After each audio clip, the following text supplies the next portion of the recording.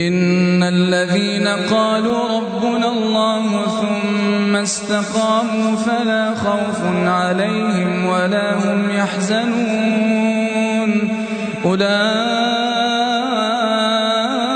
أصحاب الجنة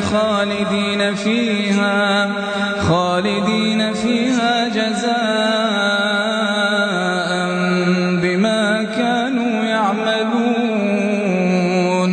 ووصينا الإنسان بوالديه حسنا حملته أمه كرها ووضعته كرها وحمله وفصاله 30 شهرا حتى إذا بلغ أشده وبلغ 40 سنة قال رب أوزعني أن أشكر نعمتك التي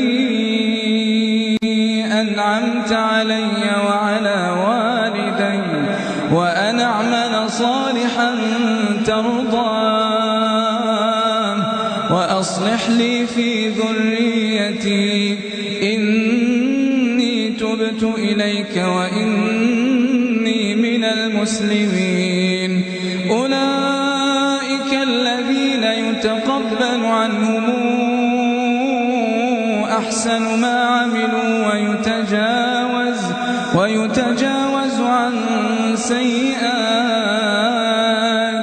في أصحاب الجنة وعد الصدق الذي كانوا يوعدون.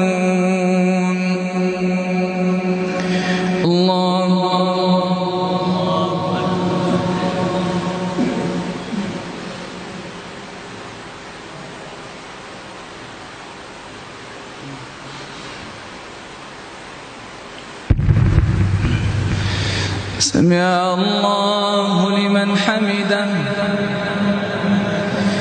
الحمد لله المتوحد في الجلال بكمال الجمال تعظيما وتكبيرا المتفرد بتصريف الأحوال على التفصيل والإجمال تقديرا وتدبيرا المتعالي بعظمته وجبروته تبارك الذي نزل الفرقان على عبده ليكون للعالمين نذيرا.